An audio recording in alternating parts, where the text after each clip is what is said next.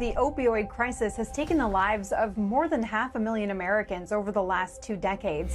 People were suffering under opioid addictions that sometimes ended in death, and so many of those addiction stories began with OxyContin. Hello and welcome to The Nexus. This week we are taking a look at America's opioid epidemic.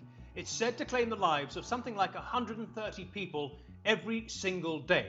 And the sad thing is, it's largely a man-made crisis involving some of the people we usually respect and trust the most. More Americans are dying from prescription opioid overdose than ever before, often starting as a doctor's note for pain and ending in abuse and overuse.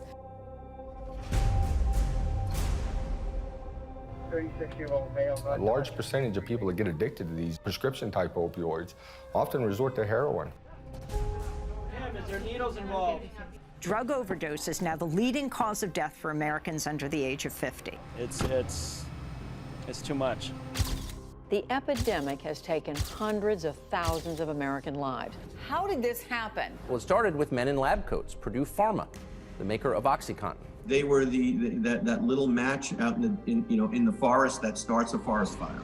This is a company that, when it first introduced the drug, very consciously set out to change the minds of doctors. Sales reps pushed gifts, free lunches, and branded swag in doctors' offices across the country, even sending free 30-day supplies of the pills. Purdue claimed, without any evidence at all, the users of it were unlikely to become addicted to the product.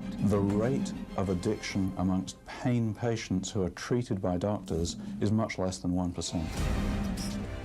That was a lie that caused an epidemic. I would wake up in the morning and take 4 pills and snort 2. That's just to get out of bed. Purdue Pharma, which was blamed for helping to unleash America's opioid crisis, has agreed to plead guilty to 3 criminal charges. Purdue agreeing to pay more than $8 billion in penalties. Purdue Pharma didn't dream up all of its ideas on its own on how to push its pills. No, it paid global consulting firm McKinsey handsomely for 15 years to design marketing plans to help it sell more pills to more patients at increasing potency for longer periods of time.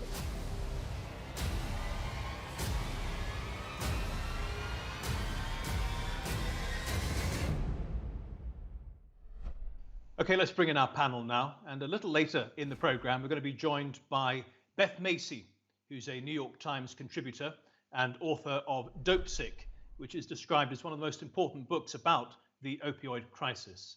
We'll also hear from lawyer Rebecca Haffajee, who has spent years researching the policies and litigation around the crisis. But first, let's hear from Greg McNeil, a father who knows just how painful this epidemic is on a personal level.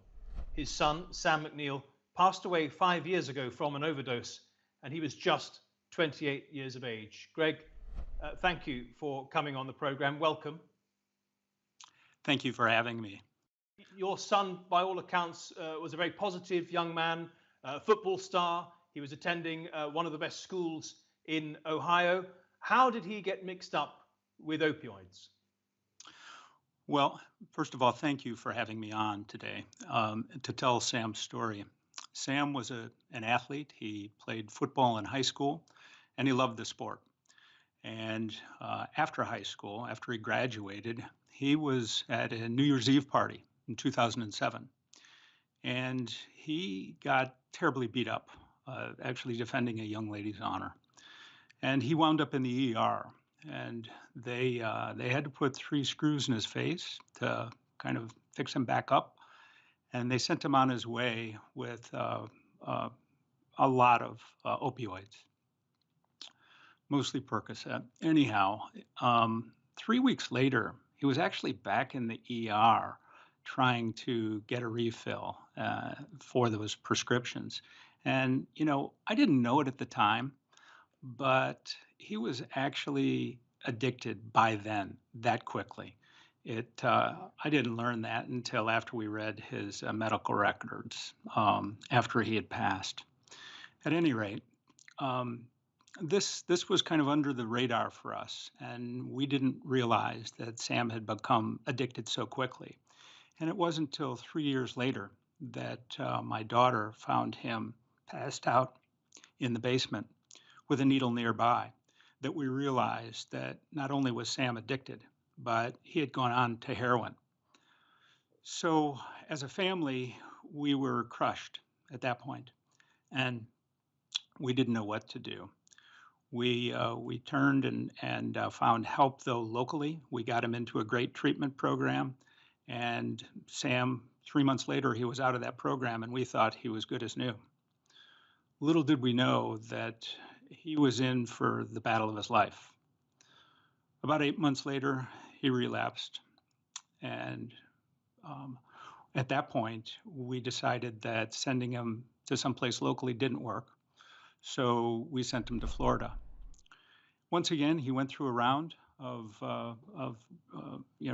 treatment, and it appeared that he was doing well. And then he stumbled a little bit, but in 2015, early 2015, everything came together in his life. He was doing fantastic, and he had the best job of his life. He fell in love with a beautiful young lady, and on October 23rd of that year, was a Friday, October 23rd, 2015. He kissed her goodbye. She went away to a church retreat, and he went into work. That afternoon, he asked his boss if he could have it off. He told him he wasn't feeling well. And he sent a text to an old guy that provided him drugs. They met up that afternoon, and he was provided with some heroin that was heavily laced with fentanyl. They found him the next day, gone. Our family was devastated, and that changed our lives forever. Greg, is it true to say that were it not for the prescription painkillers, he would never have gone near heroin? You don't know for sure. You know, there's many factors that come into play with addiction, particularly opioid dependence. We know that now. But this factor certainly was overriding at that point. So these are the events that came together that led to his demise. Yeah. Ultimately, he started buying on the street. And, you know, for a 21-year-old kid, $80 a pill for OxyContin is pretty expensive when you compare the chemical equivalent, heroin, at less than $20. Well, economically, it very quickly, he made that slide over from Oxy over to heroin. Yeah. And who do you believe is responsible for Sam becoming hooked on opioids? Well, there's a whole myriad of, I think, companies that are responsible. I think to some degree the medical industry, doctors are responsible, and our government is responsible. You know, you've got three primary parties that conspired to create this perfect storm that wiped out a generation. When I look back, though, and now we have the benefit of hindsight, and you go back to 2007, well, we had an opportunity to hold Purdue Pharma, hold their feet to the fire. But we didn't do that. They were left off the hook. They've ended up selling to the government over, I believe it's $10 billion worth of OxyContin since that time. It's shameful. Now, the term opioid epidemic has been used a great deal, obviously, in the coverage of this story. So let's just take a moment and pause to watch this quick report about what that term actually refers to. The opioid epidemic, or opioid crisis, refers to the millions of Americans who misuse any kind of opioid. That includes opioid painkillers, heroin, and synthetic opioids like fentanyl. Opioid painkillers, most famously Purdue's OxyContin, are available on prescription and are legal. But the problem is that around 3 out of every 10 people who take them end up misusing them. Some go on to use heroin, others onto fentanyl. In fact, 80% of heroin users started on opium painkillers. It's estimated around 500,000 people have died from some kind of opioid overdose.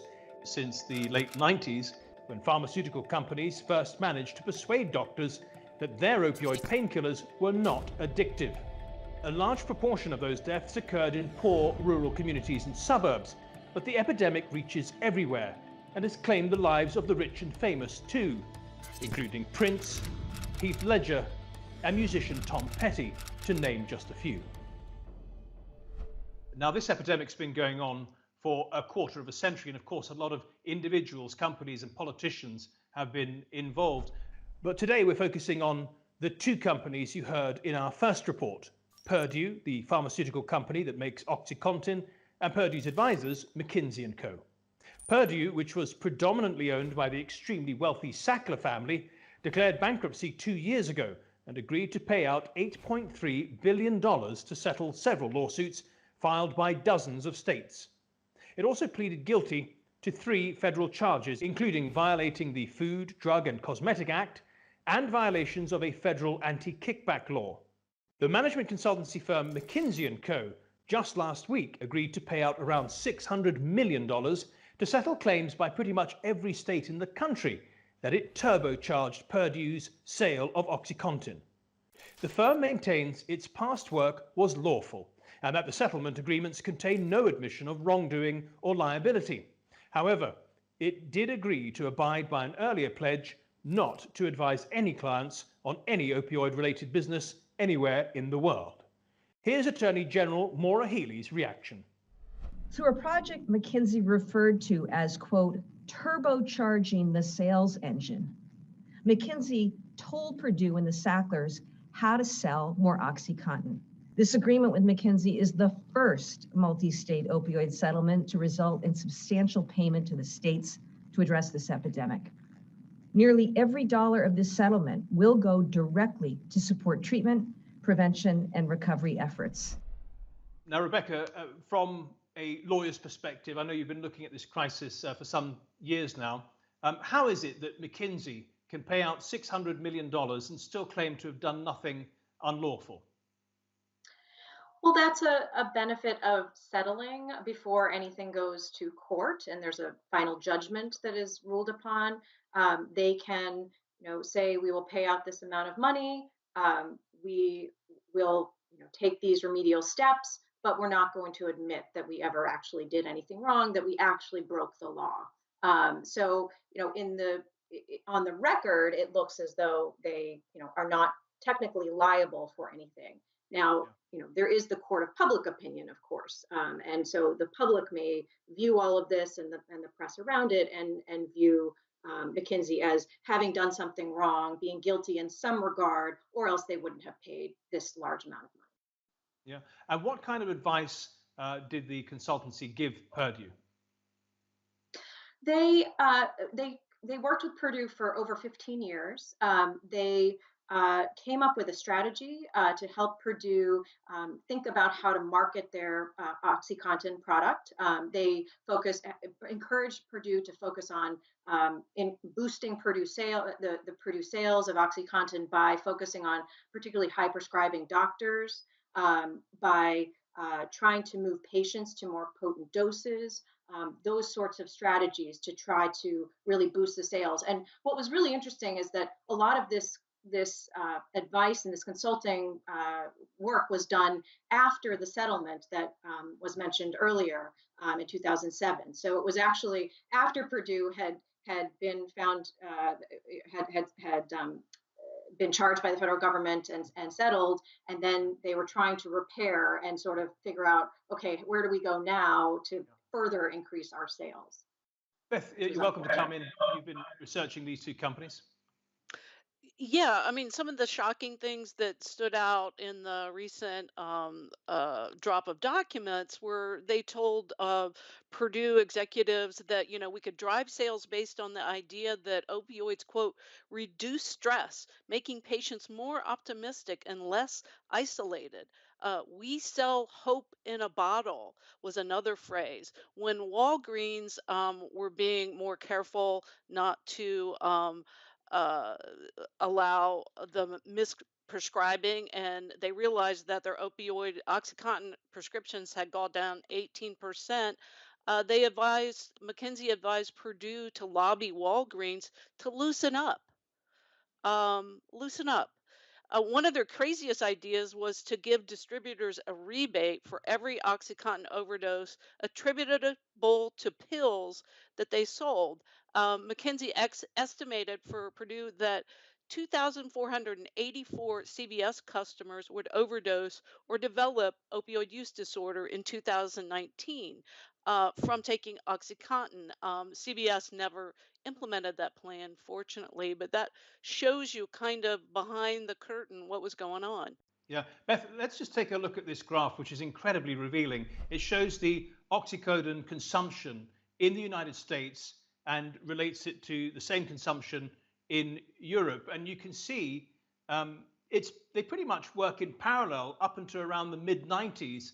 And then the US consumption just absolutely soars. And we know this is a result, as we've heard in the program earlier, of the pharmaceutical companies' ability to persuade the medical community to accept their newer, stronger opioid painkillers. Can you just take us through how they did that? Yeah, well, so they would fund these pain societies or pain orgs to go out and spread the gospel that opioids are now safe, particularly OxyContin, because they had developed this new time release mechanism that they acclaimed would make it safer and less likely to lead to abuse. They paid 3,000 doctors, nurses, and pharmacists to go to swanky resorts to learn how to deliver this message. Um, and the FDA, let's not forget the FDA. Right. They approved this medicine um, without any trials having been done. And they issued a black box warning in 2001 because they realized a lot of people were crushing it and snorting it and overdosing. But they actually, when they rewrote the warning, they they made it so that, as someone said, it was a blank check. The company could actually prescribe for more extended amounts of time. So it looked like a scold, but it was actually Purdue in their 2002 budget plan said, this is going to really help us with some great sales opportunities. So they were asleep at the switch for many, Yeah. many years. And as I Greg and I wonder have if that talked about, has anything to do with the fact that a great deal of the FDA's funding actually comes from the pharmaceutical industry, the people they're supposed to be regulating. that's right. 75% of the division that oversees and decides whether a drug is safe enough to be of public benefit is now funded by user fees from pharmaceutical companies. Well, I mean, Rebecca, surely there's a need for a change here.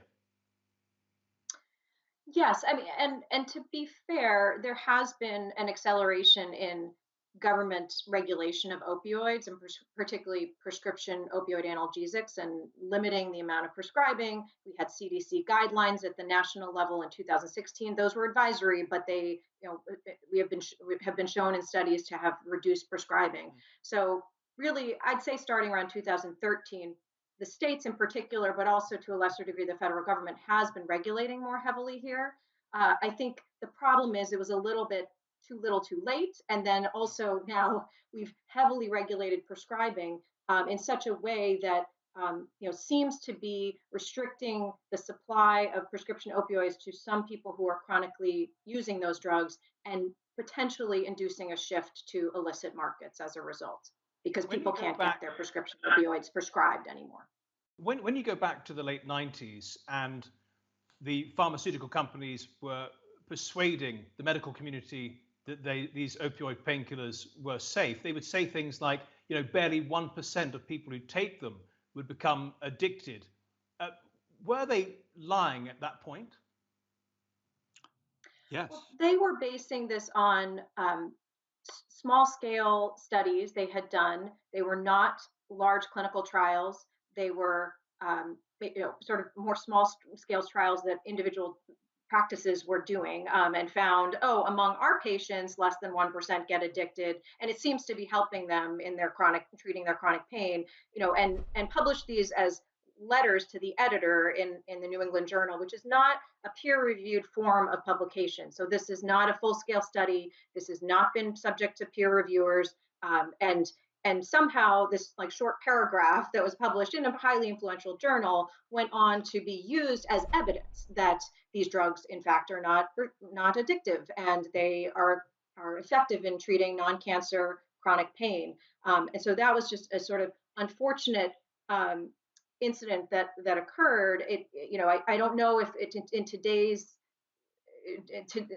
in the current state that type of thing would happen, but because it was published in an influential journal, the drug companies really latched onto that and pushed that information to prescribers. Beth and Greg, would you say that they were just overstating the claims without doing the work, or is it tantamount to lying? Well, there's no question about it. It's tantamount to lying. What they did was they took the opportunity of Dr. Schick's letter, and which was just a letter into the New England Medical Journal, and which stated the less than 1% probability of addiction, and they ran with that, and that became a centerpiece of their marketing campaign. So it was absolutely lying. Yeah. Bottom line. So you have pharmaceutical companies who hire doctors to persuade the medical community, and then they give the regulator, that they're helping to fund the regulator, they're helping to fund the doctors. The government changes its policy so that not only are they getting the carrot, but they're also getting the stick of being told that they're going to have their funding cut if they don't get the pain management, get on top of the pain management. They seem to be playing everybody and the whole system very well. And over the last, 4 or 5 presidents, hardly anything has happened with this crisis. We did see President Trump in 2017 declaring it a public health emergency, didn't we? Let's have a listen to that. As Americans, we cannot allow this to continue. It is time to liberate our communities from this scourge of drug addiction. Never been this way. We can be the generation that ends the opioid epidemic. We can do it. Beth, did declaring a public health emergency make any difference?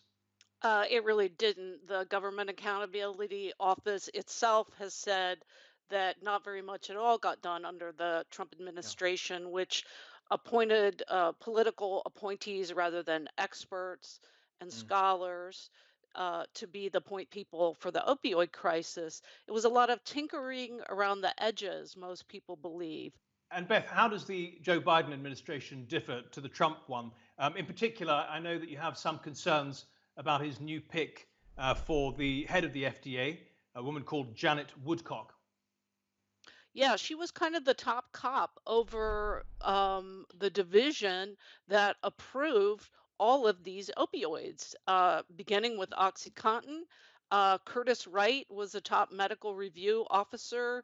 He actually helped write the medical review for OxyContin. And then a year after leaving the company, he went to work for Purdue Pharma, making $379,000 in the first year. Many more, even stronger opioids were approved under her watch. And the parents of the parents who have lost their children to this crisis, well, Greg knows it better than I am. They are furious that Biden is even considering appointing her to be the permanent commissioner of the FDA. So we have someone who is taking over as the permanent commissioner of the FDA here and overseeing that whole process, where on her watch, you had industry come in to redesign the clinical trial process. Now think about this. This is industry, the pharmaceutical industry. They co-developed, along with the FDA, what the approval process would be for future drugs, opioids and the like. They had a hand in what that approval process was. Right. So in other words, you're in school, but in this case, you've got billions of dollars that are at stake for the results of a test.